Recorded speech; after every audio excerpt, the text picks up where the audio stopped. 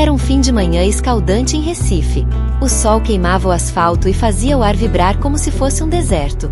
No coração da cidade, próximo a um ponto de ônibus abarrotado de gente, Roberto Carlos havia acabado de sair de uma reunião discreta com representantes de um projeto social que queria apoiar. Ele preferia andar sem seguranças, com roupa simples, tentando passar despercebido entre a multidão. Enquanto esperava o motorista que viria buscá-lo, notou uma movimentação estranha no ponto de ônibus em frente. Entre trabalhadores cansados, vendedores ambulantes e jovens apressados, havia uma mulher grávida que parecia à beira do desmaio. Suava em excesso, segurava a barriga com as duas mãos e buscava apoio num poste enferrujado. Seu rosto estava pálido, e o olhar perdido transmitia desespero. Roberto, instintivamente, atravessou a rua. O trânsito buzinava, os motoristas reclamavam, mas ele não se importou. Aproximou-se da mulher e falou com suavidade. Senhora, a senhora está bem? Precisa de ajuda? A jovem balbuciou, quase sem forças. Estou com tontura. Acho que meu bebê. Ele assegurou antes que caísse, apoiando-a com cuidado. Vendo que ninguém fazia nada além de olhar, decidiu. Vamos para o hospital agora. Eu levo a senhora. Nesse instante, um grupo de homens surgiu do nada. Um deles, de camiseta regata e olhar agressivo, apontou para Roberto e gritou. Ei, o que você pensa que está fazendo com ela? Quer levar a moça à força, é? O coração de Roberto disparou. Não entendia de onde vinha aquela acusação, mas logo outros do grupo se aproximaram, formando um círculo em volta dele e da gestante. Eu vi quando ele tentou puxar ela, disse outro, engrossando a encenação. Esse cara é um malandro, quer enganar uma mulher grávida. Luciana, foi nesse momento que alguém a chamou pelo nome, não dizia nada. Apenas escondia o rosto nas mãos, chorando de nervoso e dor. A multidão começou a se agitar. Pessoas ao redor, que minutos antes ignoravam a cena, agora murmuravam. Que vergonha! Enganar uma grávida. Esse tipo de gente devia estar na cadeia. Olha a cara dele, parece mesmo um aproveitador. Roberto tentou manter a calma. Não adiantava gritar sua inocência. Inspirou fundo e respondeu. Eu só estava tentando ajudar. Ela estava passando mal. Mas os homens riam com desprezo, aproximando-se cada vez mais. Um deles cutucou o ombro de Roberto, desafiador. Ajudar? Conta outra, malandro. Você acha que a gente vai acreditar nessa historinha? A tensão aumentava. O calor sufocava, os olhares pesavam sobre ele como pedras. Roberto Carlos, um dos maiores laterais da história do futebol, acostumado a multidões aplaudindo seu talento, agora era tratado como um criminoso em plena luz do dia. Ele poderia revelar sua identidade naquele momento, poderia gritar que era Roberto Carlos, que não precisava enganar ninguém. Mas não o fez. No fundo, sabia que isso não adiantaria. Quem estava com raiva não queria ouvir, queria apenas apontar o dedo. Enquanto o grupo cercava, Roberto pensava apenas em uma coisa: preciso tirar essa mulher daqui antes que algo pior aconteça. E assim, no meio do calor, dos insultos e da confusão, começava uma história que ninguém jamais esqueceria.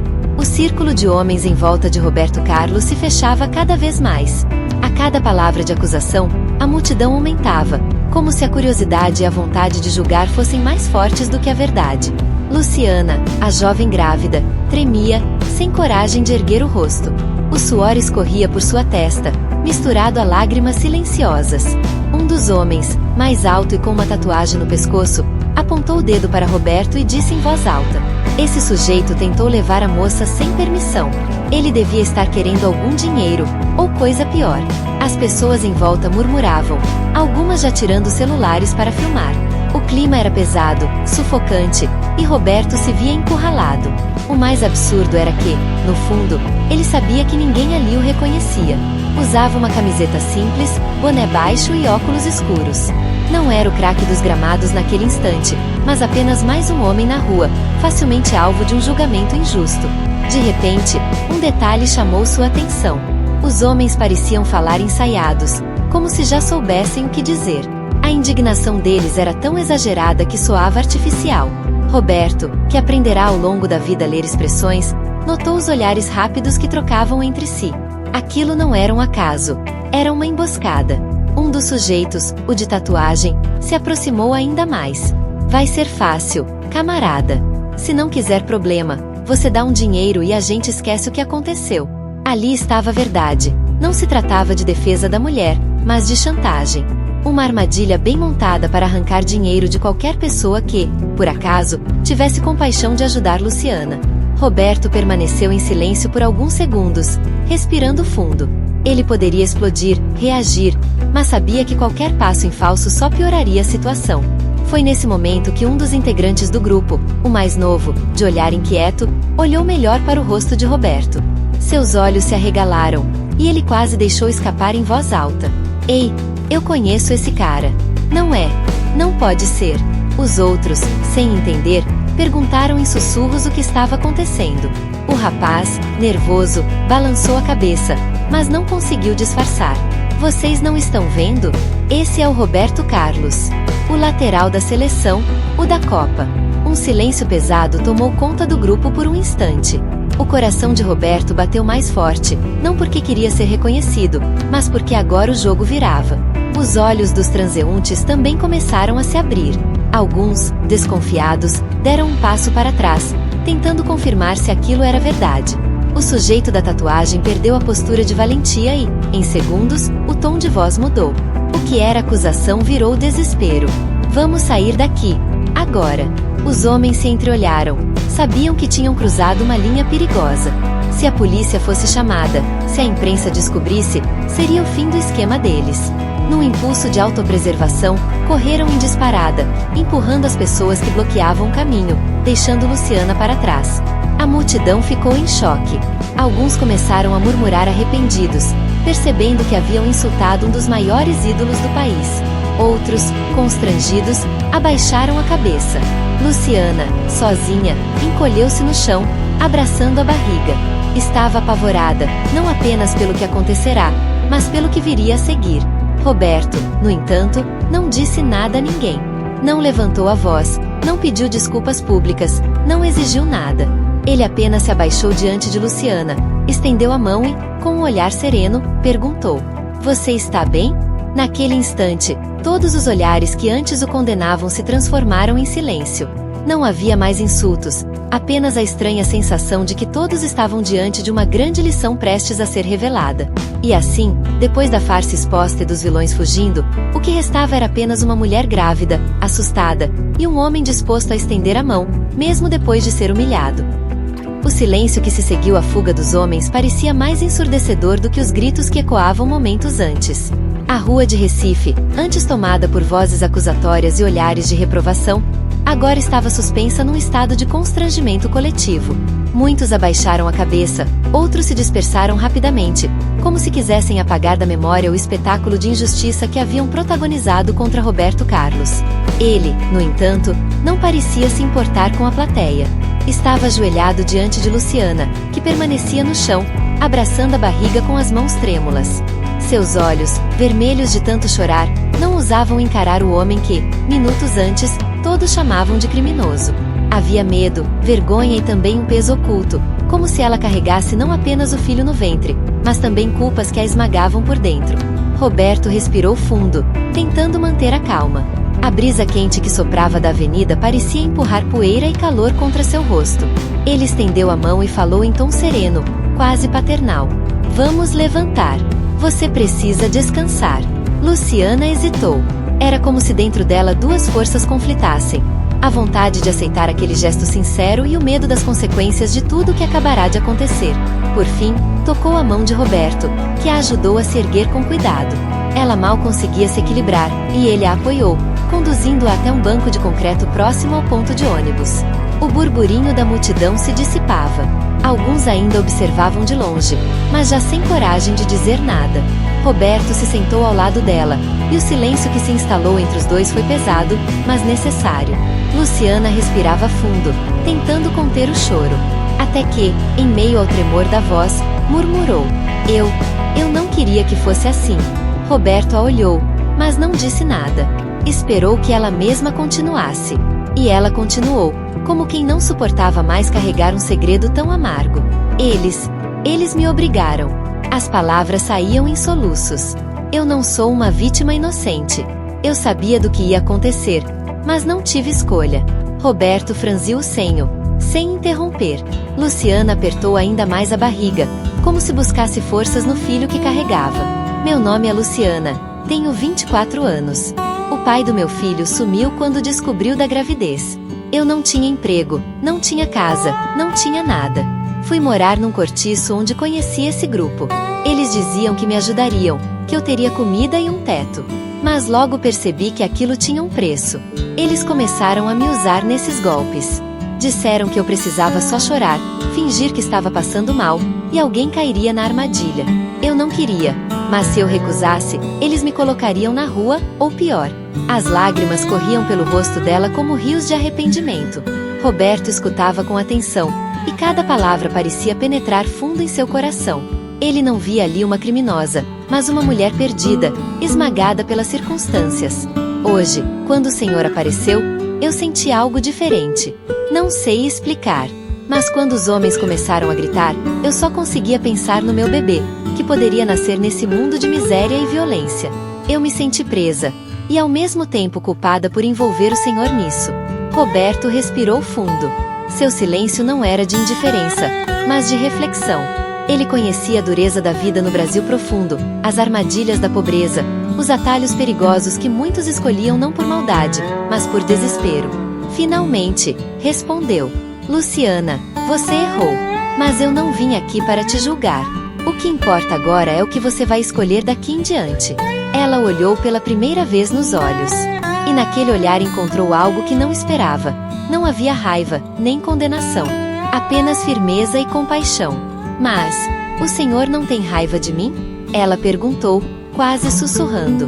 Depois de tudo que aconteceu, depois de todos te chamarem de ladrão por minha culpa? Roberto sorriu de leve, um sorriso triste, mas verdadeiro. Raiva? Não. Eu já enfrentei muitas coisas na vida, dentro e fora de campo. Fui vaiado, humilhado, criticado. Mas aprendi que guardar rancor só nos prende ao passado. Eu não tenho espaço no coração para ódio. Prefiro usar esse espaço para ajudar. As palavras o atingiram como um bálsamo. Luciana começou a chorar de novo, mas agora era um choro diferente. Não era medo, nem desespero. Era como se estivesse lavando a alma.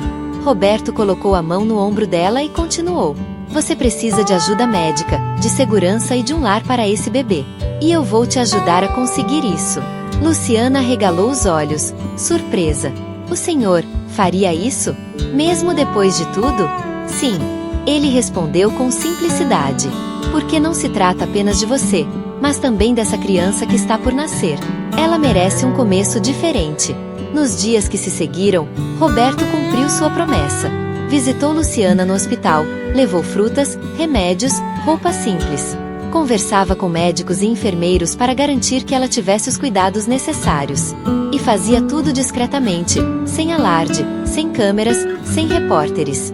Para ele, não se tratava de publicidade, mas de humanidade. Luciana, aos poucos, começou a confiar. Em longas conversas com Roberto, revelava fragmentos de sua história. A infância pobre em Caruaru, a perda precoce da mãe, a vida marcada por trabalhos temporários e abusos. Roberto ouvia cada detalhe com a mesma paciência que demonstrava em campo, esperando o momento certo de dar um passe certeiro. Sabe o que eu queria? Disse Luciana certa tarde, deitada na cama do hospital, olhando para o teto. Só queria poder dar ao meu filho uma vida simples, mas honesta. Que ele nunca precise passar pelo que eu passei. Roberto respondeu com serenidade. Esse sonho é possível. Você só precisa acreditar e lutar por ele. O tempo passava, e a confiança entre os dois crescia. Enfermeiras comentavam entre si, impressionadas com a dedicação do ex-jogador. Pacientes de outros quartos olhavam com respeito, alguns pedindo autógrafos discretos, mas Roberto sempre desviava o foco para Luciana, como se quisesse proteger sua dignidade. Certo dia, enquanto caminhavam pelo jardim do hospital, Luciana parou de repente, segurou a mão de Roberto e perguntou: Por que o senhor está fazendo tudo isso por mim? Eu causei tanta dor, tanta vergonha. Por que não simplesmente me abandonou? Roberto a encarou com firmeza e respondeu: Porque um dia, quando eu era jovem e não tinha nada, alguém também acreditou em mim. E foi isso que mudou a minha vida. Se eu estou aqui hoje, é porque recebi uma chance. Agora é a sua vez de receber. As palavras ecoaram dentro de Luciana como uma melodia nova.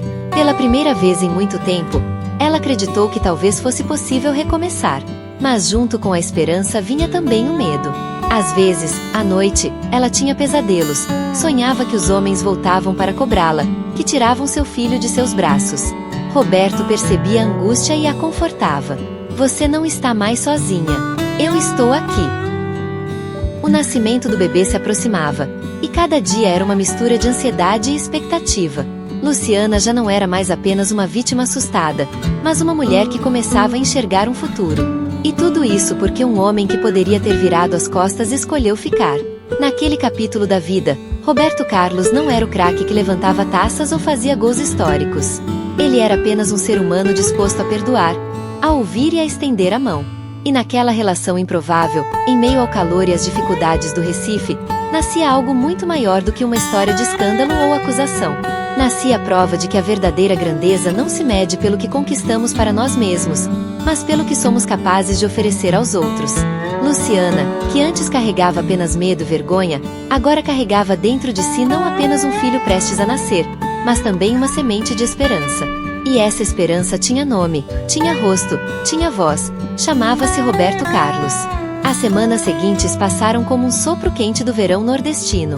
Recife seguia sua rotina apressada, mas para Luciana cada dia parecia um teste de resistência, um degrau a mais na escada da esperança que se reconstruía pouco a pouco. O hospital onde estava internada já não era apenas um espaço de dor e sofrimento. Tornará-se também o palco de uma transformação silenciosa, costurada pela presença constante de Roberto Carlos. Ele chegava cedo, sempre discreto. Usava roupa simples, boné e às vezes um par de óculos escuros. Não vinha como astro, mas como um amigo fiel. Enquanto alguns pacientes cochichavam e reconheciam discretamente sua identidade, ele desviava o foco, pedindo que ninguém comentasse. O importante não era ele, mas Luciana e o bebê que estava prestes a nascer. Os dias eram marcados por conversas longas, às vezes sobre futebol, outras sobre a vida simples do interior, ou até sobre lembranças de infância. Luciana contava como brincava em ruas de terra batida em Caruaru, correndo atrás de pipa, sonhando em ser professora. Roberto, por sua vez, recordava sua infância humilde em Garça, São Paulo, quando também jogava bola descalço e mal imaginava que um dia chegaria ao Real Madrid. Essa troca de histórias criava uma ponte entre mundos tão distintos, mas unidos pela mesma humanidade. Certo dia, uma enfermeira comentou: "Nunca vi alguém tão famoso ser tão simples aqui dentro. Ele conversa com todos, pergunta se precisam de algo. É impressionante." Luciana ouviu aquilo e sorriu, emocionada. Sentia-se protegida, como se aquele homem fosse um escudo contra todos os fantasmas de seu passado. Mas também sentia medo. Será que merecia tamanha bondade depois de tudo? Naquela noite, não conseguiu dormir. O bebê chutava forte, como se também pressentisse a chegada do momento decisivo. Luciana se sentou na cama, acariciou a barriga e sussurrou: "Filho, você não imagina a sorte que tivemos. Eu quase estraguei tudo, quase te trouxe ao mundo em meio à mentira e ao pecado. Mas apareceu um anjo com rosto de gente, e agora a gente tem esperança." As lágrimas caíam silenciosas, mas eram lágrimas de gratidão. Poucos dias depois, pela manhã, as dores começaram. Primeiro discretas, depois intensas, como ondas que tomavam conta de todo o corpo. As enfermeiras correram para ajudá-la. O médico anunciou que era a hora. O trabalho de parto estava começando. Roberto, que estava sentado numa cadeira de plástico no corredor, levantou-se imediatamente. O coração batia descompassado, como se fosse ele o pai prestes a conhecer o filho. Viu Luciana sendo levada em uma maca e, sem pensar, caminhou ao lado dela até a porta da sala de parto. "Vai dar tudo certo", disse, segurando a mão dela até o último instante antes de entrar. "Tenha fé." Luciana chorava de dor, mas encontrou forças para sorrir e apertar a mão dele com gratidão. As horas seguintes foram longas, intermináveis. Roberto caminhava de um lado para o outro no corredor, como um técnico nervoso à beira do gramado em uma final de Copa. Enfermeiras passavam, às vezes sorriam para ele, às vezes apenas sinalizavam que tudo estava sob controle. Mas para ele, cada minuto era um século. Até que, de repente, o choro forte de um bebê ecoou pelo corredor. Roberto fechou os olhos, levou a mão ao rosto e respirou fundo. Um alívio imenso tomou conta de seu peito. Era como se tivesse acabado de marcar o gol mais importante da vida. Poucos minutos depois, o médico saiu e sorriu. Mãe e bebê estão bem. Foi um parto difícil, mas tudo correu bem. Roberto agradeceu com um gesto humilde. Logo depois, entrou no quarto e viu Luciana segurando o pequeno nos braços. Era um menino. O rosto ainda enrugado, a pele vermelha, mas com um vigor que anunciava a vida. Luciana olhou para Roberto com lágrimas nos olhos e disse: "Ele está aqui. Ele sobreviveu." Roberto se aproximou, acariciou de leve a cabeça do bebê e murmurou: "Bem-vindo ao mundo, campeão." Naquele instante, não havia fama, não havia manchetes, não havia holofotes. Havia apenas 3 vidas entrelaçadas por um destino improvável. Nos dias seguintes, Roberto continuou ao lado dela. Levava flores, brinquedos simples, até pequenos enfeites para alegrar o quarto. Funcionários do hospital passaram a tratá-lo com ainda mais respeito, mas sempre de forma discreta, como se entendessem que aquele momento não era sobre o craque mundial, mas sobre uma mulher que renascia junto com o filho. A notícia, no entanto, começou a se espalhar fora dali. Alguém havia reconhecido Roberto Carlos e contou a história para vizinhos. Logo, o bairro inteiro comentava: "Sabia que aquele jogador famoso está ajudando uma mulher grávida aqui no hospital?" E, como um sussurro que se multiplica, o boato cresceu. As mesmas pessoas que, semanas antes, haviam insultado Roberto na rua, começaram a sentir vergonha. O dono da padaria que o acusara trouxe pães frescos e pediu desculpas. A mulher do mercadinho enviou frutas. Até o barbeiro, que rira de Roberto durante a confusão, apareceu no hospital cabisbaixo. "Eu errei. Me perdoa." Roberto não fez discursos. Apenas sorria e dizia: "O importante é que agora vocês sabem a verdade." Luciana observava tudo em silêncio, impressionada com a transformação ao redor. Não era apenas ela que recebia uma segunda chance. Toda a comunidade parecia ser tocada pela humildade e pelo perdão daquele homem. Quando finalmente recebeu alta, Roberto já havia providenciado um pequeno apartamento simples para Luciana em um bairro tranquilo. Não contou a ninguém, não chamou imprensa, não buscou reconhecimento. Apenas entregou a chave em suas mãos. "Aqui você pode recomeçar. É simples, mas é seguro." Luciana chorou abraçada ao filho. "Eu não sei como agradecer." "Não precisa me agradecer. Só precisa viver de forma honesta e dar ao seu filho o que você nunca teve: dignidade." O tempo passou. Meses depois, Luciana foi vista caminhando pelas ruas com o bebê no colo. As pessoas a cumprimentavam com respeito, ajudavam quando precisavam, ofereciam apoio. O bairro, que antes vira nela apenas uma cúmplice de marginais, agora enxergava uma mãe guerreira, pronta para recomeçar. E sempre, à distância, havia alguém observando discretamente. Roberto não aparecia para receber aplausos, mas passava por perto, certificando-se de que tudo estava bem. Um dia, sentado num banco de praça, viu Luciana brincar com o filho, que já dava os primeiros passos. Sorriu em silêncio, satisfeito. Um amigo que estava com ele comentou: "Você podia ter exposto tudo isso, feito uma coletiva, mostrado ao mundo. Seria um exemplo de superação." Roberto respondeu com calma: "Não preciso provar nada. O mais importante já está acontecendo. Ela está de pé, o menino está vivo e tem um futuro. Isso vale mais que qualquer manchete." Essa era a essência de sua grandeza, não a glória que vinha das multidões, mas a humildade de quem escolhe agir no silêncio. Luciana nunca esqueceu o que ele fez. Sempre que olhava para o filho, lembrava-se do dia em que quase perdeu tudo, mas ganhou a chance de renascer. E assim, naquela história marcada por acusações falsas, humilhações e dor, o desfecho não foi de vingança, mas de perdão. Roberto Carlos seguiu sua vida, como sempre fez, com passos firmes e silenciosos. Não precisava carregar rancor nem buscar reconhecimento. Sabia que, no fundo, o maior gol de sua carreira não foi dentro de um estádio, mas naquele bairro de Recife, quando escolheu acreditar na redenção de uma mulher perdida e oferecer a ela e ao filho um novo começo. O eco dessa história permaneceu, não como manchete em jornais, mas como lembrança viva na memória de quem testemunhou. E cada vez que alguém contava o caso, a mensagem se repetia: a verdadeira grandeza não se mede por títulos ou aplausos, mas pela capacidade de perdoar, de transformar a humilhação em respeito, e de plantar esperança onde só havia desespero. E, sob o sol do meio-dia que banhava a cidade, Roberto Carlos caminhava tranquilo, com o mesmo sorriso sereno, certo de que, às vezes, o maior gol é aquele que ninguém vê, mas mas que muda a vida para sempre.